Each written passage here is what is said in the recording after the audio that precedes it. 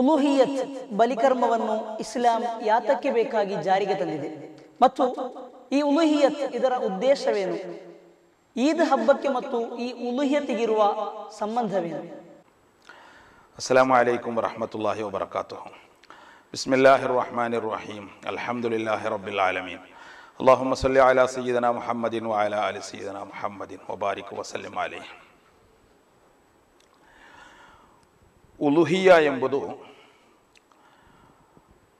ಸಮರ್ಪಣಾ ಭಾವವನ್ನು ತೋರಿಸಲಿಕ್ಕೆ ಅದರ ಸಂಕೇತವಾಗಿ ಇರುವಂತಹ ಒಂದು ಕರ್ಮ.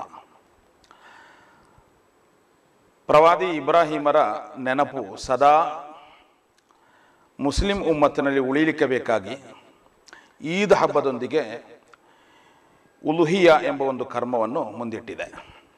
ಪ್ರವಾದಿ ಇಬ್ರಾಹಿಮರ ಚರಿತ್ರೆ ಎಲ್ಲರಿಗೂ ಗೊತ್ತಿರುವಂಥದ್ದು. ಜಗತ್ತಿನ ಪ್ರಮುಖ ಸೆಮಿಟಿಕ್ ಧರ್ಮಗಳಲ್ಲಿ ಪ್ರವಾದಿ ಇಬ್ರಾಹಿಮರ ಹೆಸರು ಎಲ್ಲರಿಗೂ ಪರಿಚಿತವಾಗಿದೆ.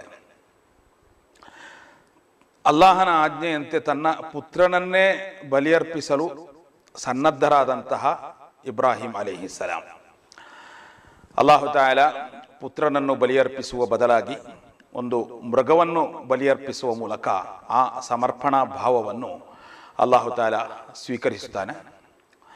ಮತ್ತು ಜಗತ್ತಿನ ಅಂತ್ಯದಿನ ತನಕ ಪ್ರವಾದಿ ಇಬ್ರಾಹಿಮರ ಆ ಸಮರ್ಪಣಾ ಭಾವವನ್ನು ಜನತೆಗೆ ತೋರಿಸಲಿಕ್ಕೆ ಬೇಕಾಗಿ ಮತ್ತು ಆ ರೀತಿಯಲ್ಲಿ ಒಂದು ಸಮರ್ಪಣಾ ಭಾವವನ್ನು ಹೊಂದಲಿಕ್ಕೆ ಬೇಕಾಗಿ ಉಲುಹಿಯ ಎಂಬ ಒಂದು ಕರ್ಮ ಸದಾ ಅದು ಮುಸ್ಲಿಂ ಜಗತ್ತನ್ನು ನೆನಪಿಸ್ತಾ ಇದೆ.